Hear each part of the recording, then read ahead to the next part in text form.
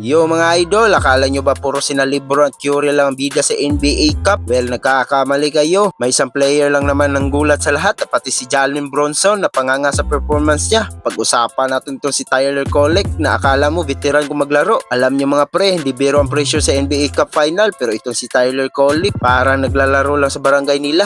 Sobrang kalmado, sobrang talino sa court. Hindi siya yung tipong natataranta kapag nakaharap ang mga bigating star. Nakita nyo ba yung pasa niya? Grabe yung vision niya sa court, elite level na agad at hindi lang yung mga tropa. Kapag kailangan ng puntos, hindi siya takot umatake sa rim o tumira sa labas. Pero ang pinakamatindi rito, yung reaction ni Jalen Bronson. Alam naman nating lahat na si Bronson na isa sa mga best point guard sa liga ngayon, di ba? Pero kitang-kita sa mukha niya ang gulat na makita niya kung paano kontrolin ni Kolek ang laro. Yung tingin ni Bronson na parang nagsasabing, saan ang galing ang batang to? Marami nagsasabi na si Kolek daw ay mini Bronson dahil sa style niya. Matalinong gumamit ng katawan, hindi mabilis pero lagi nakakalusot at higit sa lahat may puso sa laro. Sa laro nilang to, pinatunayan niya na hindi siya nandito para lang maging bench warmer, nandito siya para magingay. Isipin nyo yung kumpiyansa niya, parang 10 years na sa liga. Kung ganito ay papakita ni Kolek sa bawat laro, nako, baka ito na susunod na paboritong point guard ng New York. Kaya kayo mga idol, ano tingin nyo kay Tyler Kolek? Swerte lang ba tong laro niya sa NBA Cup o siya na nga ba ang susunod na steal of the draft? Pwede ba sila magsabay ni Bronson sa floor o mag-aagawan sila sa bola? Comment nyo na ang hula nyo sa karir ng batang to. At syempre, kung nagustuhan nyo tong update natin, huwag kalimutan mag-like, share at mag-subscribe para lagi updated sa NBA. Hanggang sa muli mga tropa, peace out!